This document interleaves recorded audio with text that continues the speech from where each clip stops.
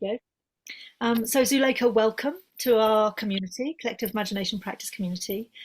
And let me invite you to introduce yourself a little bit about yourself, and then over to you.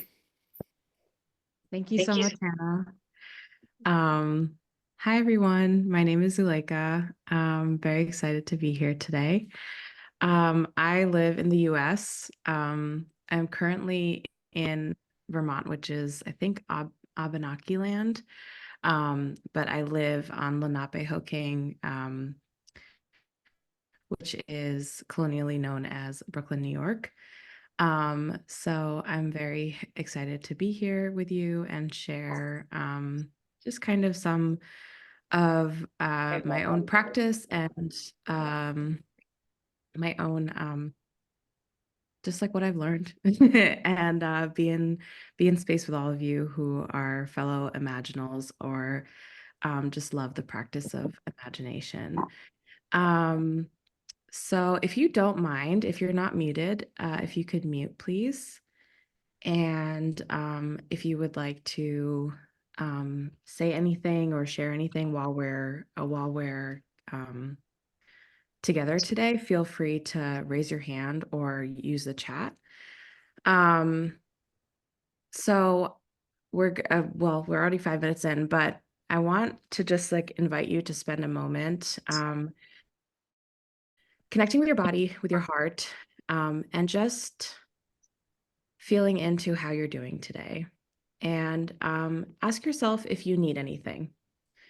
Would you like some water? Would you like, I don't know, a blanket? Would you like something that you don't have right now? Really check in with your body if there's something that you're needing today.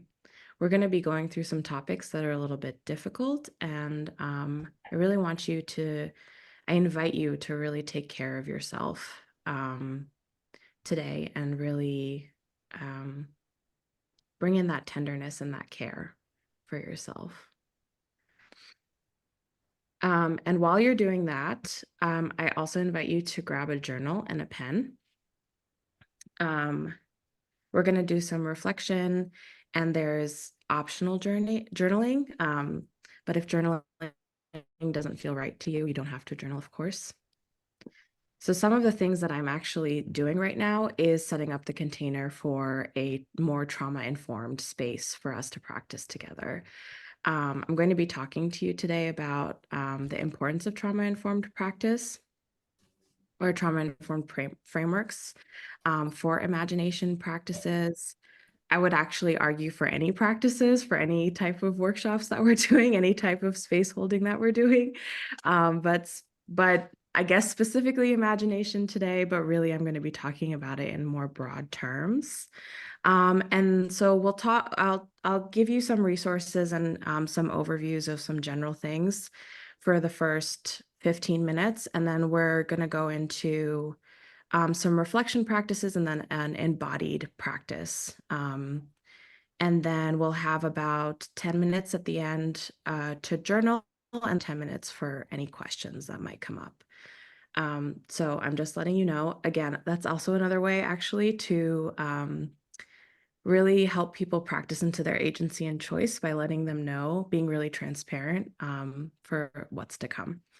Okay, I will be more, I'm gonna actually, oh, can I share my screen, Hannah? Do you mind? Thank you.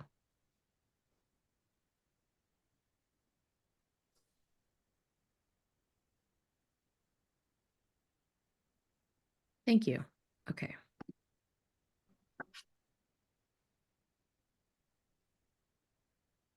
Okay. Can everyone see my screen? Yeah. Hannah, do you mind giving me a thumbs up? Okay, cool. Thank you. Okay. So there are 6 principles of a trauma-informed approach. And I'm starting out with these principles because, okay, I'm not going to be able to check the chat while I'm sharing my screen. So I apologize if I miss anything. I think Hannah said that She will check it. Thank you. Okay. So I'm going to share some resources for you. And the first resource will be a trauma-informed framework from it's like a government agency. I've forgotten the name of it right now, but I will share it with you and you'll have this resource. But they have the six, actually, is it here? It might be here. Yeah, it's this. It's the um, Substance Abuse and Mental Health Services Administration. So I'm going to share this document with you. And from this document, there are six key principles of a trauma-informed approach. So when especially when creating space. So it's like they have this in the framework of organizations.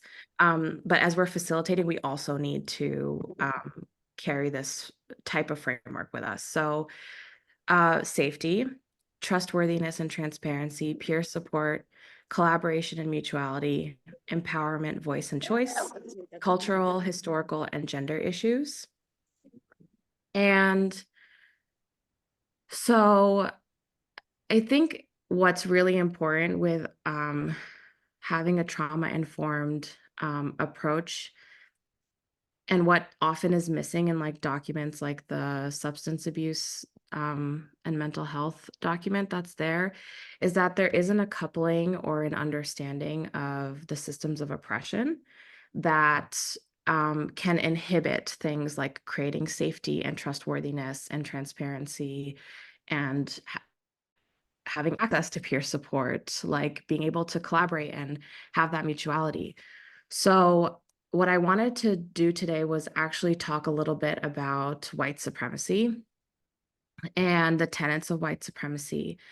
And I want to actually do this in a more embodied way. So, before we go into it, I just want you again to check in with your heart.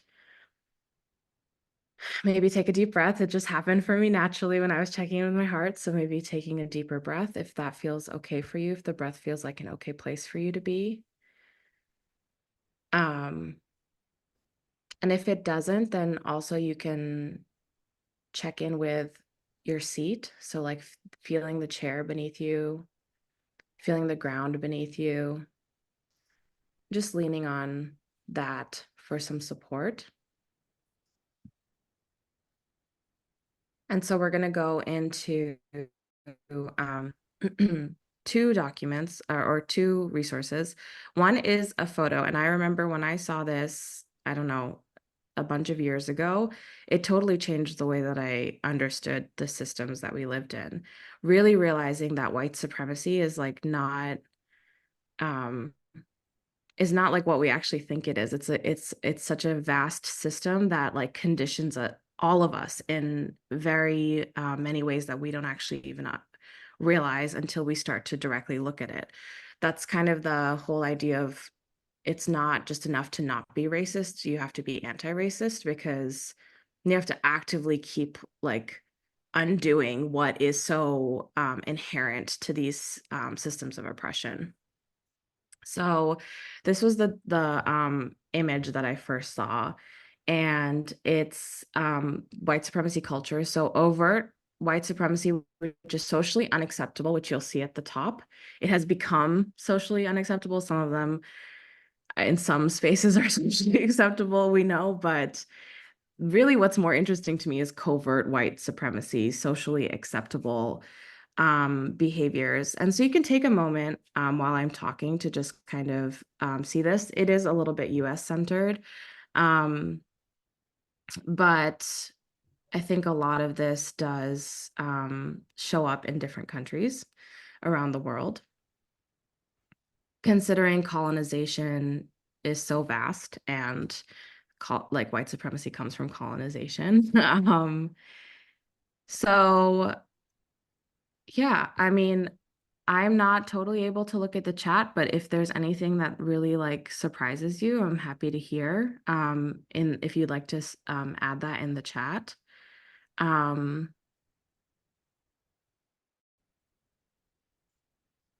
yeah. So again, checking in with your heart, checking in with your body. Maybe is there some like elevated sense of anything? Maybe your heart is beating a little bit faster. Maybe there's just some discomfort. It's okay. we're here to kind of create some more space. And in the practice that we're going to be doing in a few minutes, we're going to really have that time to create a lot of, it's actually not creation of space, it's tapping into the space that's already there. We're often really constricted and we like hold things like this. But when we practice an embodiment practice specifically, we're able to tap into the spaciousness that's already there. So when the discomfort arises, it's actually like held in quite a large container. Um, so yeah, just feeling into how your body's feeling right now as you um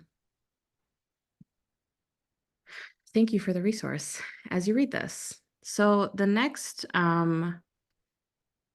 document that we're going to look at is this White Supremacy Culture by Tema Okun and Kenneth Jones. This is an updated version, and there's a lot of resources here too. I'm going to share all of these resources with all of you. Um, so this is a list of characteristics of white supremacy culture that show up in our organizations. Culture is powerful precisely because it is so present, at the same time, so very difficult to name or identify. The characteristics listed below actively named or chosen. Sorry, I lost my place. The characteristics listed below are damaging because they are used as norms and standards without being proactively named or chosen by the group. They are damaging because they promote white supremacy thinking, because we all live in a white supremacy culture. These characteristics show up in the attitudes and behaviors of all of us, people of color and white people.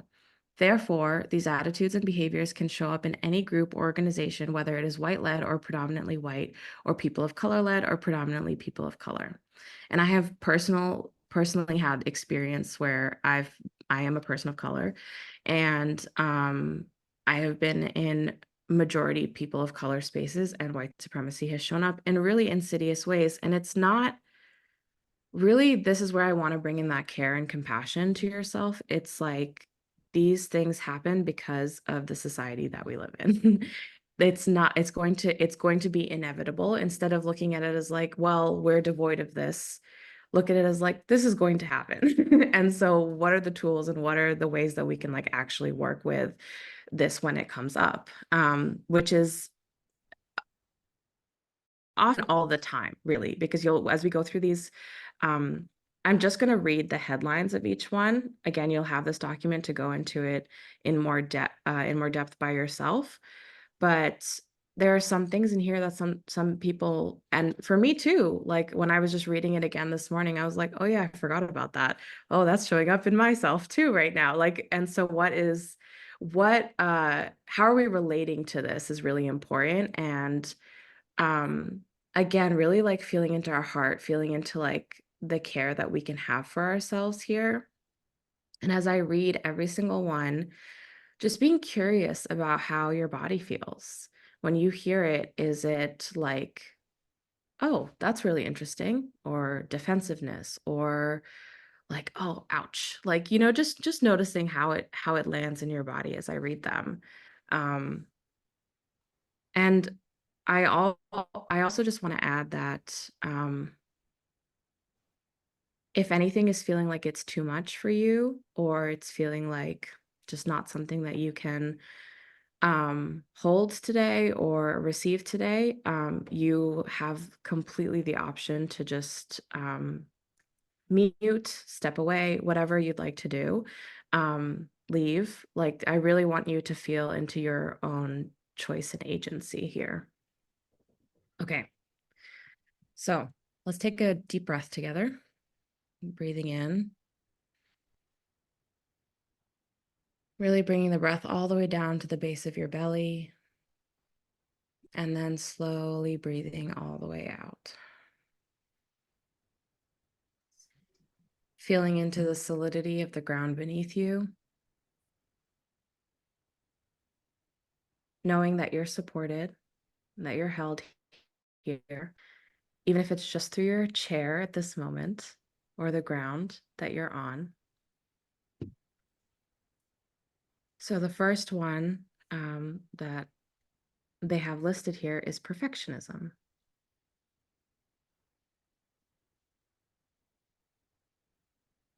So checking in with what comes up with you when you hear the word perfectionism.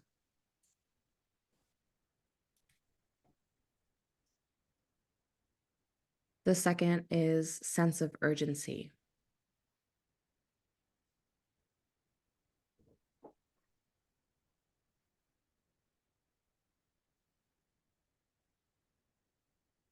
The third is defensiveness.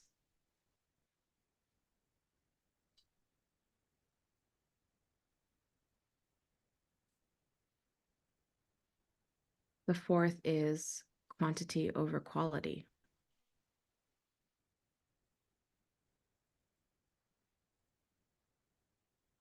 The fifth is worship of the written word.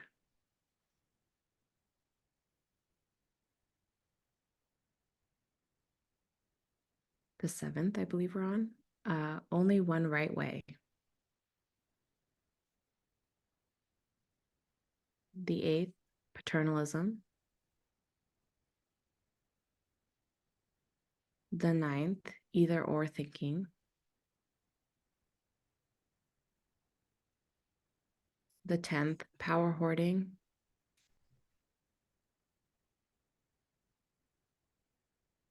The 11th, fear of open conflict.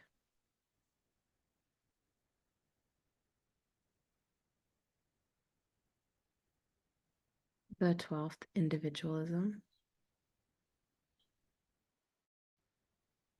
Number 13, I'm the only one. 14, progress is bigger, more. 15, objectivity.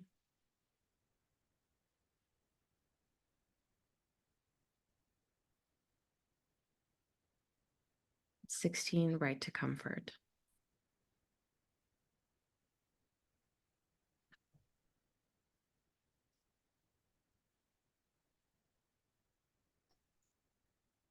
So now I would love if you just took a few moments to jot down, journal, or reflect. If journaling doesn't feel right to you, maybe there's movement in your body that you need to express, or drawing or singing or any type of expression that you need right now. After going through these tenets of white supremacy, just really reflecting on how that was for you to receive them. How did it feel to, I know for me, there was definitely moments where I was like, oh, yeah, there's something happening in my body, right? And so just taking a few moments to really feel into that or just be with it. And if you'd like to journal, you can journal. And like I said, you can creatively express in any way that you'd like. So we'll take about 2 minutes to do this, and then we'll come back.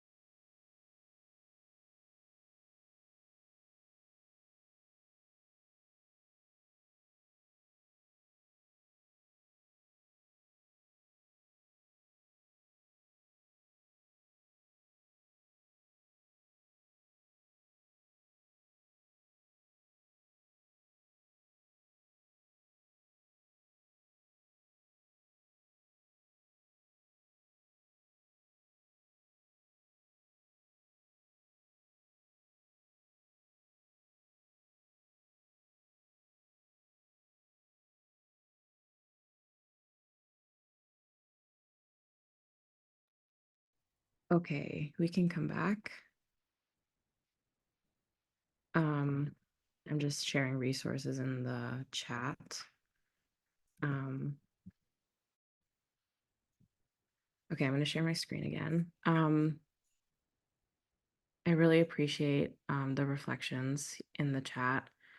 Um, Ariel says, many of these characteristics feel like fear traps designed to shut down our collective imagination, and that is so right.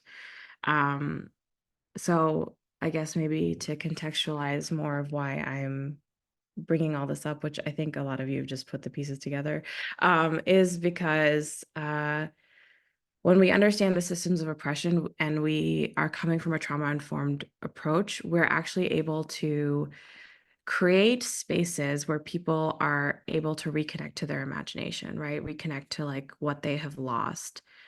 Our imagination, our intuition, oftentimes I think our imagination, our intuition are actually the same, are are right. That's why we're born with them, right? To to be with them, to experience them, to have this inherent symbiotic relationship. And the systems of oppression they don't try, they do this. They um, disconnect us from ourselves, from our bodies, and um, make it so that when we're disconnected from our bodies, when we're disconnected from our hearts, that we stay under these systems. We forget our power. And it's a great segue to I'm not going to be able to go into it very much because I'm over time and I would really like us to do practice. I think that's really the most important part here. I like sharing resources with you all, and I want us to like actually feel into our bodies. So this is a worksheet that, again, we're not going to go into super in depth right now, but it's created by Leticia Nieto, and she has created this framework basically for understanding your status, rank, and power. And you'll see here that there are, oh, I should point with this. There are social rank categories, and you have agent rank, which is the ranks that have more power, and then the target ranks that have less power. That's me really simplifying it because, as we know, things are not like black and white. So it's an interesting exercise to do for yourself. You can also do it with like-minded humans. Like, so for example, um, I would recommend doing this kind of work like with your own race, rather than doing it in a mixed identity group, because there is a lot of shame that can come up, a lot of like different power dynamics that we're unaware of. Leticia Nieto has a kind of a different idea of how to do this work, and I will also share her framework with you so you can read on that as well. But from my own personal experience and also from Resma Menakem, who is really wonderful, and I also recommend you checking out. He says that this kind of identity work cannot be done um, in like mixed racial groups for 9 generations. And that means the 9 generations all have had to have done that work. So it's really important um, to do this work with your own race, and maybe even within that, maybe your own class, and to really kind of understand and parse out your identity, um, to undo a lot of the conditioning that we have, and to do that together in a way that hopefully would be the least harmful. So I'm going to share all of this in the chat with you all, but I really wanted to share just this so that you can kind of get an idea of a little idea maybe of like where your power is in society. And we know that things have changed here. Like I'm even reading some of this and I'm like, things are a little bit different. There's a little bit more there's a little bit more nuance here, that this was written, I think, in 2006. So realizing there's like this fluidity too of like how we hold power and how it changes in every dynamic or every situation that we're in. Um, all right. I'm gonna stop sharing. Okay. So that was a lot. That was a lot of information. Um, so yeah, just check in again. What does your body need? Do you need a glass of water? Um, I needed a sip of water. We're gonna do some practice together.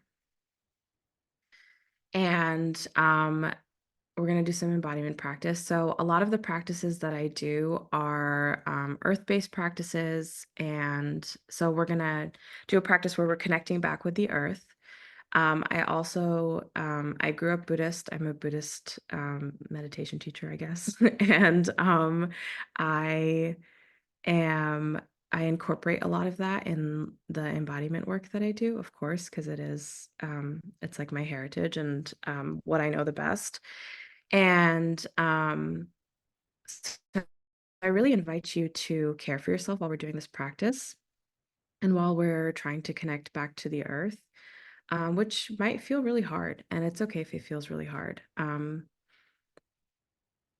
Having a lot of like care and tenderness for ourselves as we're doing these practices to connect back with our bodies and to connect back with our imaginations. And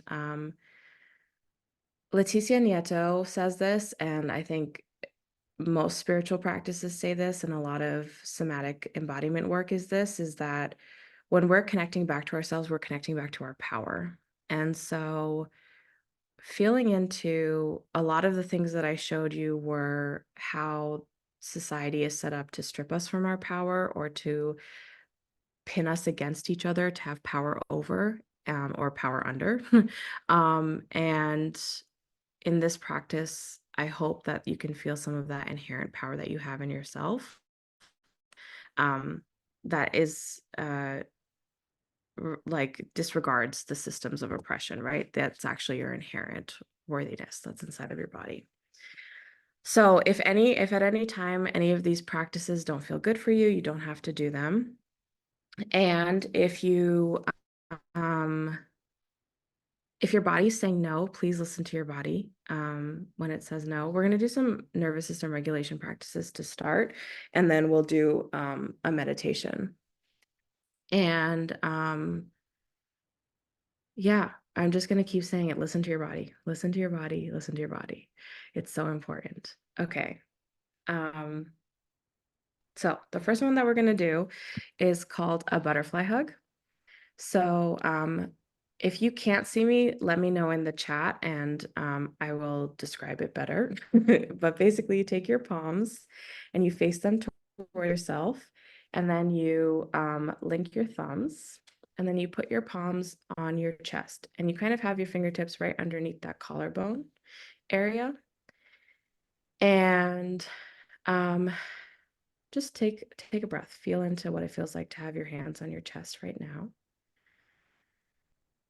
And then when you're ready, you can start to tap one hand and then the other hand. So through all of these exercises and the meditation practice that we're going to be doing today, um, really trying to bring in this sense of playful curiosity. Like, how does it feel to do these practices? Does it feel weird? Does it feel interesting? Does it feel good? Does it feel bad? If it feels bad, don't do the practice anymore. Um, Listening to your no is a huge part of reclaiming your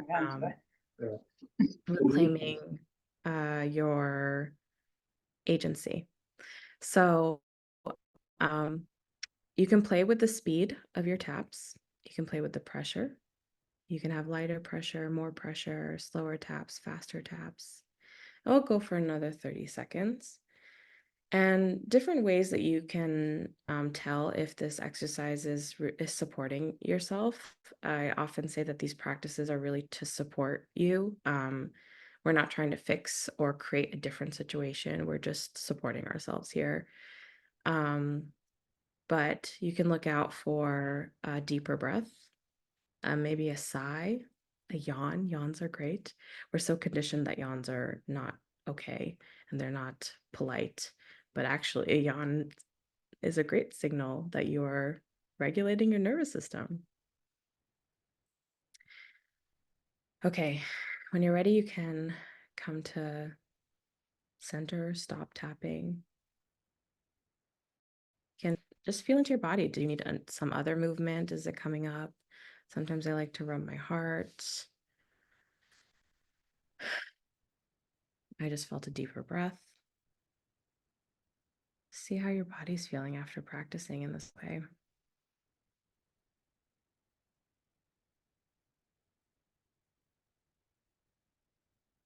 Mm, beautiful. Okay, so the next one that we're gonna do, we're just do, I think, 3 today, and then we'll go into a short practice. Um, so we're going to again find that like line right below your collarbone, and you're gonna there's like 2, so it's kind of like one above your heart and then one on the other side. And you can rub this area, or you can just like do a little gentle pressure point, kind of like walk my hand back and forth. And as you're doing this, you're gonna move your head from left to right. So what this is doing is this is a phrenic, like this is stimulating your phrenic nerve essentially. So your phrenic nerve comes from behind your neck all the way down behind your heart, and it connects to your diaphragm. And oftentimes our breath is really constricted. So this really helps us to just expand a little bit more, feeling into the relief of breathing a little bit deeper. And remembering again, listening to your no. If this is not feeling good for you, that's okay. That doesn't mean that it won't feel good for you tomorrow, or it won't feel supportive for you another day. Our bodies are ever changing and fluid things. So we're fluid beings. And so yeah, sometimes one thing feels really supportive one day and then it doesn't feel supportive the next day. So that's okay. We continue to bring that playful curiosity. Okay. So when you're ready, you can come back to center. And again, just checking in with your body. How does this feel to do this practice? Oftentimes we don't let our bodies move the way that we want to move. Like for example, with a yawn, we don't let our bodies fully yawn when we need to yawn, or we suppress it. So this is the time, in this time period, it's the time most people are off camera. Move your body however you want to move your body. Let your body be free and flow as it needs to move. So if you're feeling like at some point you need to get up and you need to do something else with your body, that's great. The next exercise that we're going to do is arm sweeps. So I'm going to show you 3 different ways. There are infinite amount of ways, but I'm just going to show you 3 different types of arm sweeping that you can do. So you start with one hand on your opposite shoulder. If you can't reach your opposite shoulder, you can also start on your forearm. And you can sweep slowly down your arm. And I'm just lifting my arm up to show you, but you sweep downwards. You can sweep quite quickly, or you can do some gentle squeezes. And then after you do one arm, then you do the other arm. So you sweep one arm or you squeeze one arm and then you sweep the other arm. And so just as you're doing this, maybe having an intention of just releasing whatever needs to be released today. Really letting yourself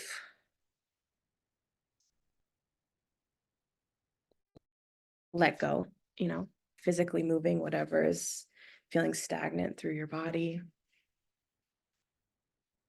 And you can do these exercises sitting or standing up. I often offer them sitting because it's more accessible for a lot of folks. But if you feel like standing, please stand.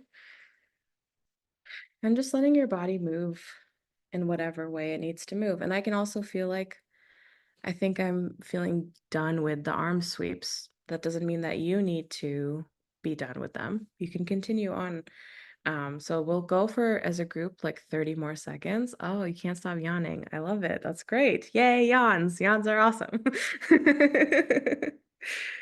Um, yeah, amazing. Okay, so when you're ready, you can come back to center, or actually, there might be another movement that you want to do. So really letting your body just flow as it needs to flow. Okay, so we're gonna do a little meditation now. Yay, yay for yawns. Um, so feel free to, if you would like, you can lay down. Laying down is a great option. Um, I believe it's like evening time for you all, so laying down might be nice. Um, and if not, you can stay seated, or you can move during this practice too. The Buddha taught multiple different ways of, there's four positions for meditating. There's sitting, standing, laying down, and walking. But with walking, I often say movement is fine. Just like if you want to move your body, let your body move as it needs to move. Okay, so if you'd like, you can close your eyes. If you would like to keep your eyes open, just having them with a soft gaze in front of you. And if the breath feels like an okay place for you, you can take a few deep breaths to come in and settle, bringing your breath all the way down to the base of your belly, and then slowly exhaling, really elongating your exhale. And you can do a few of these on your own.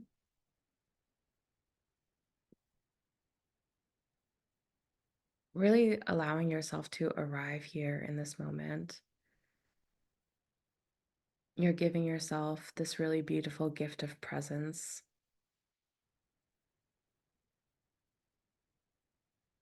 So just practicing into fully receiving this gift that you're giving yourself.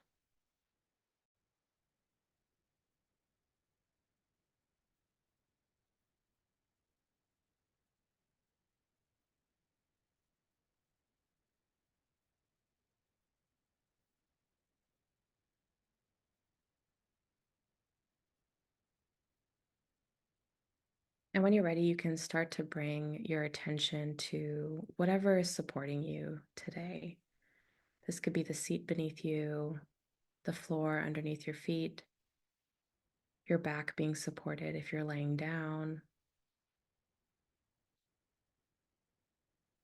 and just feeling into the physical sensations of what it feels like to be held here right now. Is there some pressure? Is there maybe some tingling, some warmth, some coolness?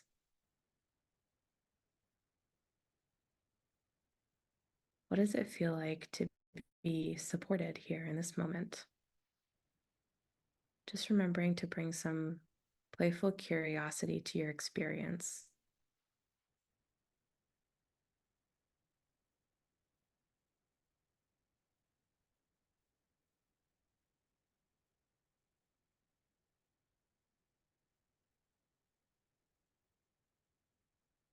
And as you're connecting with this experience of being held,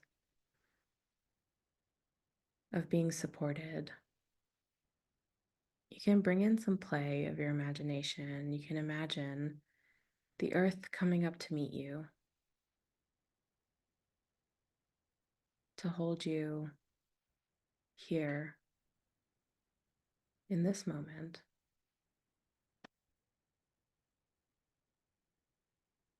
When receiving this prompt, is there something that in your body responds to feeling the earth here holding you? Maybe there's some resistance. Maybe there's an exhalation. Really just being so curious about your experience here and allowing any judgment to take a step back, or you can even ask the judgment to release for now. Now is the time for you to play, to be curious about what it's like to be here. to be supported, to be held, to reclaim your connection with the earth.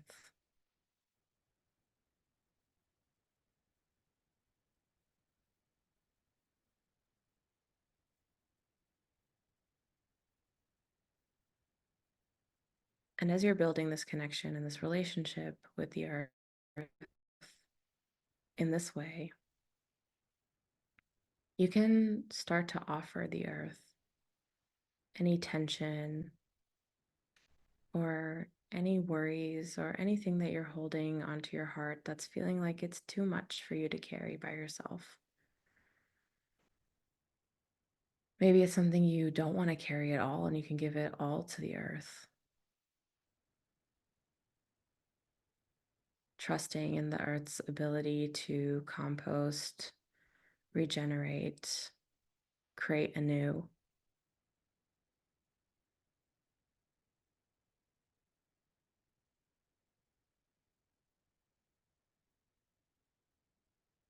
Letting the earth hold whatever it is that you need held today.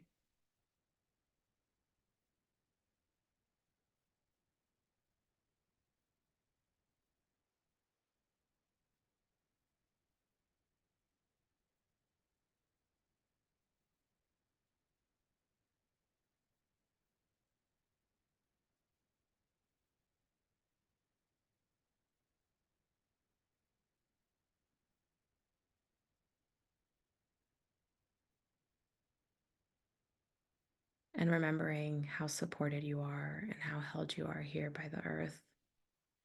And if you have an ancestor practice, you can call upon the ancestors, the honorable ancestors, the benevolent ancestors, the protectors.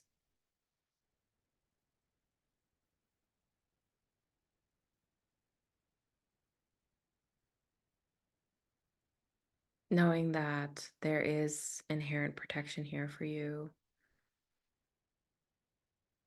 There are so many unseen beings who are caring for you.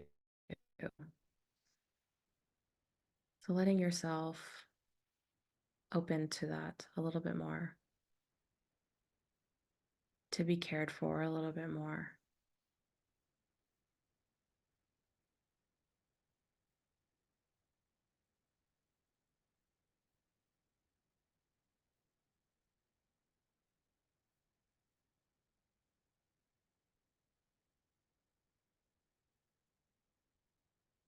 And if you'd like, you can imagine maybe your ancestors are the trees or the mountains or the ocean. And maybe there are also people. Maybe there are people that you don't know or beings that you don't know. Maybe they're pets, different animals you've encountered in your life. Really letting yourself play with this in this imaginal space. Allowing your imagination to be a conduit to what maybe we can only feel and we can't see.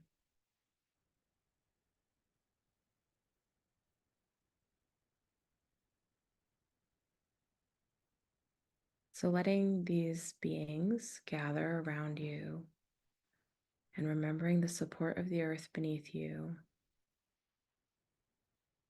and maybe inviting any benevolent beings that are in your life currently. Allowing this big circle of loving protection to surround you, to hold you in a really loving and supportive way.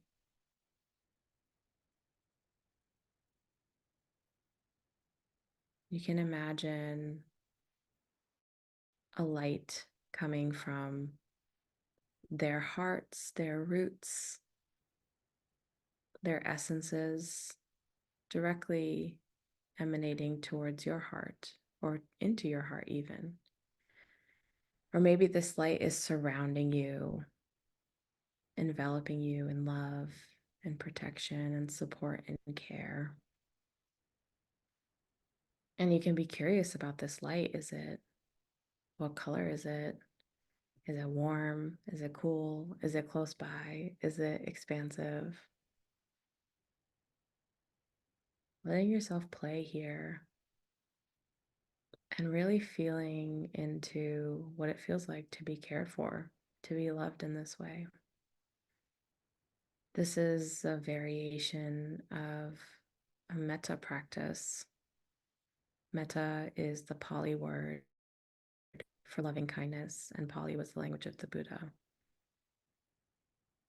So, really letting yourself be here, be held, be supported.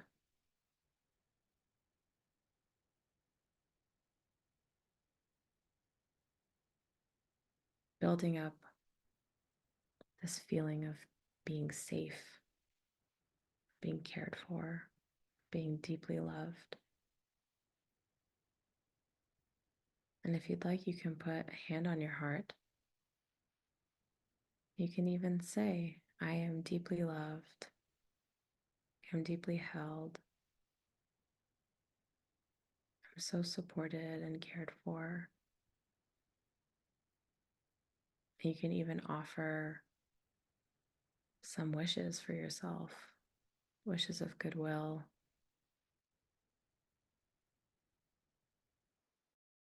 May I always be loved and cared for. May I always be supported. May I always be connected to the earth. May I live a thrivingly happy and meaningful life. You can use whatever phrases that are good for you. And may I be free from all suffering.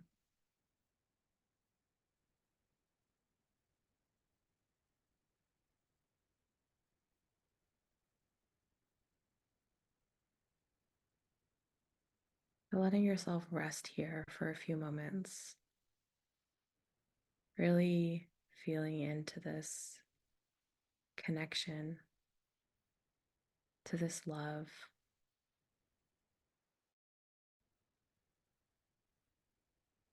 the safety, to the support that's here for you.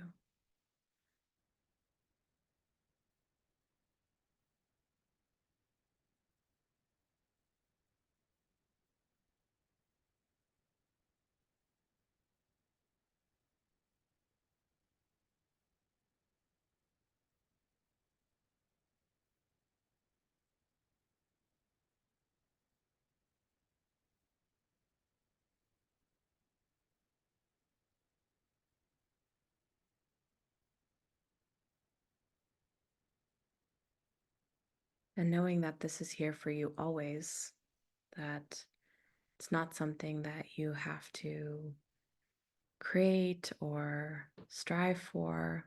It's inherent to who you are, to who we are. You can carry this with you for the rest of your day, for the rest of your week, remembering that the earth is here for you, trusting that it has been holding you for every step that you have taken and will continue to hold you for every step that you will take. You can start to bring some movement into your body, slowly waking your body up. If you'd like to come out of the practice, if you'd like to stay in the practice, feel free. You can open your eyes if they've been closed.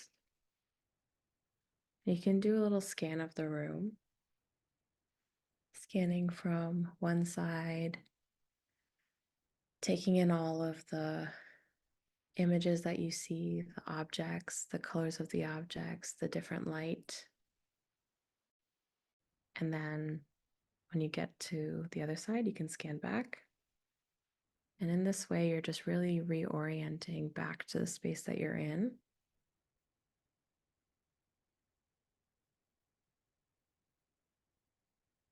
Thank you so much for your practice and for practicing with me today. So if you're still in your practice, feel free to stay there. I had wanted to do some journaling, but I think I will leave that actually to you to journal when you're on your own. And feel free to just reflect on how that was for you. And again, when I say journaling, I mean any type of expression, anything that feels good for you. And we have a few minutes left, so I would love to open up the floor. I wish we had more time to chat. That would be so nice. But there's a lot of us here today, so and there's a lot of information I wanted to give you. So really happy to be here with you all today. And if anyone has any questions or any reflections or would like any support, I'm here for that. Thank you so much.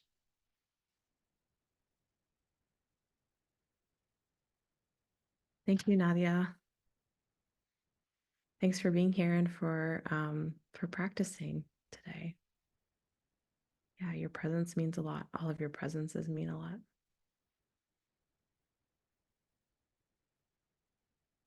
Mm,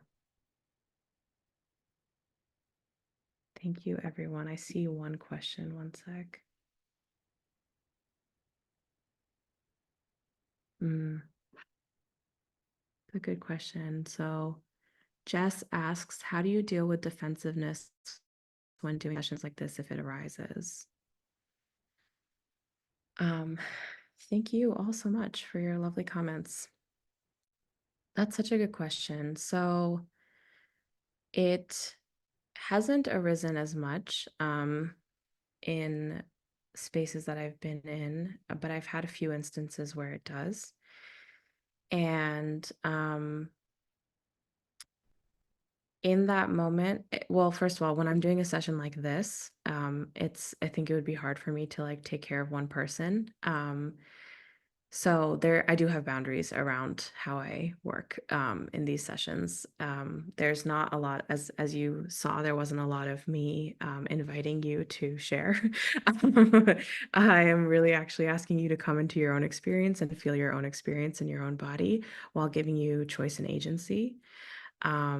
So I frame it that way. I frame it as like, hey, check out how you're experiencing this information, and also giving you so much like leeway for needing to leave or needing to take care of yourself. Like, please do that. In person, there's been one time where someone was really um having a lot of defensiveness, and so they were really triggered. Uh, they were having a lot of defensiveness, which had come from a trigger, is what I'm trying to say.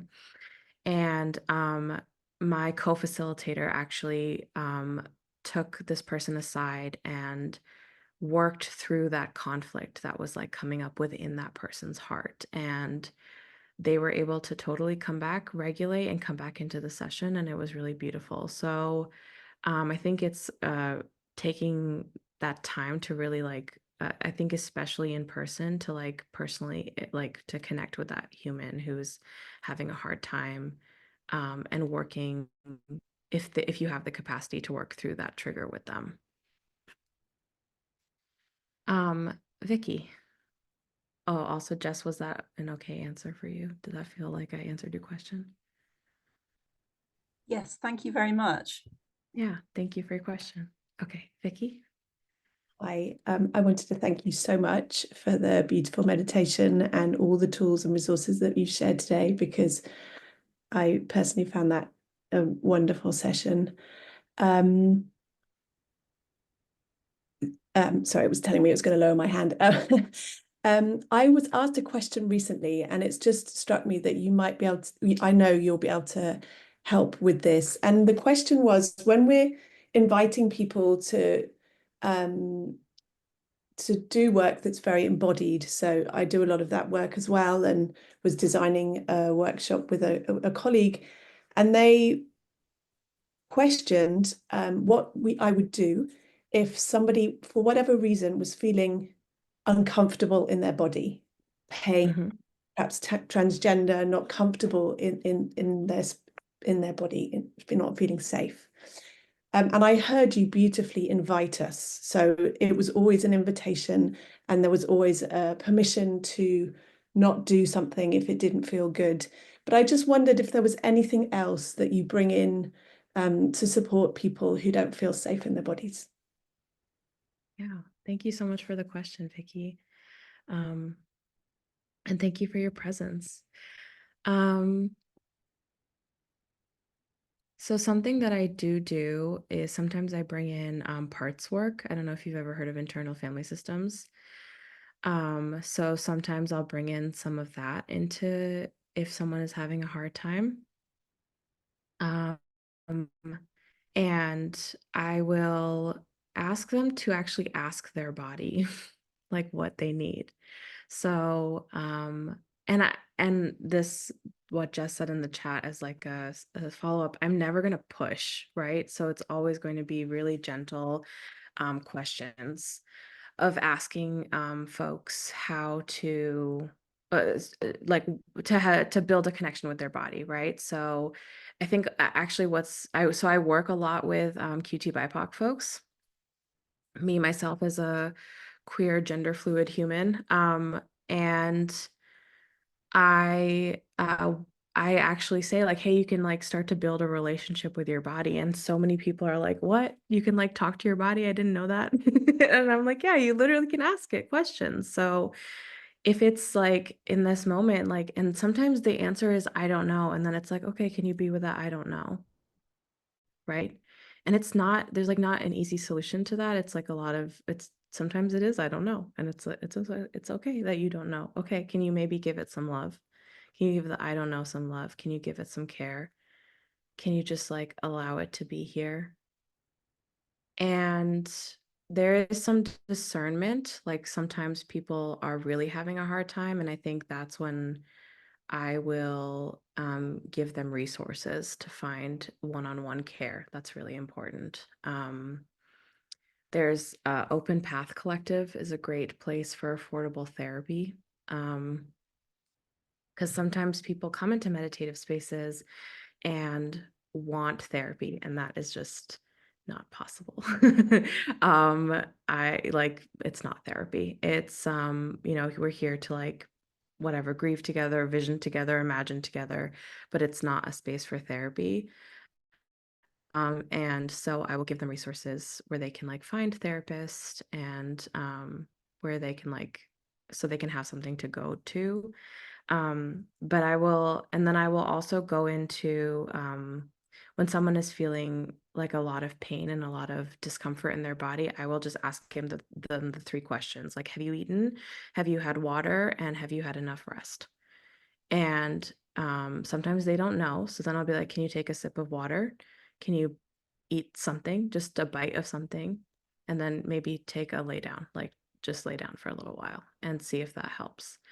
So sometimes I go back to basics, but yeah, it's a really good question. I'm sure there's like ever evolving ways, and I'm sure there are many people here who could answer it in different ways also. But that's how I've worked with it in the past. Thank you. Thank you. So it does seem like we're at over time. So I just want to be cognizant of that. I can stay for an extra 5 minutes, but if you need to leave, please feel free to leave. I also don't want to speak for Hannah. So Hannah, if you'd like to say anything, feel free to jump I will in. stay for another 5 minutes. If you have to leave, please do. It would be lovely to put an appreciation in the chat to Zuleika um, as you go, as a moment of reciprocity from what we've received. But otherwise, yes, let's stay for another 5 minutes if you can. Any other questions or anyone wanting to explore anything more? Oh, that's such a sweet question. Um, I don't know. So there are lots of I'm gonna just send you my bio site. Let's see, bio site. Um, there's a lot of different things on there. I do workshops.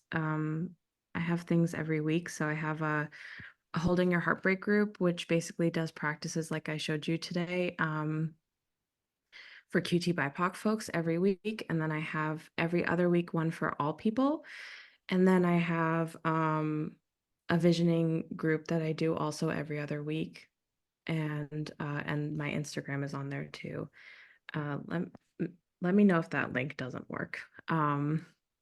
So there's a lot of ways that you can connect with me, and I would love to see you at some group. That would be awesome. Thank you. Thank you so much, everyone, for being here. I'm really touched by all of your hearts. Yeah, it means a lot. Thank you. It works. Okay, so if there's no more questions, then Zuleika, thank you so much. I'm feeling just lovely after all of that. Like I've done a months of yawning in about 10 minutes. So Amazing. and guys, as always, I will briefly write up a blog about this, which will have the video embedded and the resources that Zuleika shared. So you can access them through our blog, and that will go out on the old email as per usual. Thank you all so much for coming. And we've got loads of stuff this autumn. So make sure you look at your email that I recently sent out with all the stuff. Stuff about the huddles, the government huddles, and then also on the 10th of December, our kind of 2-year celebration, which will be a 3-hour event that you can drop in or out of, depending on what you fancy that we're up to for those 3 hours. That's December the 10th, but you've got all the info. Otherwise, go well.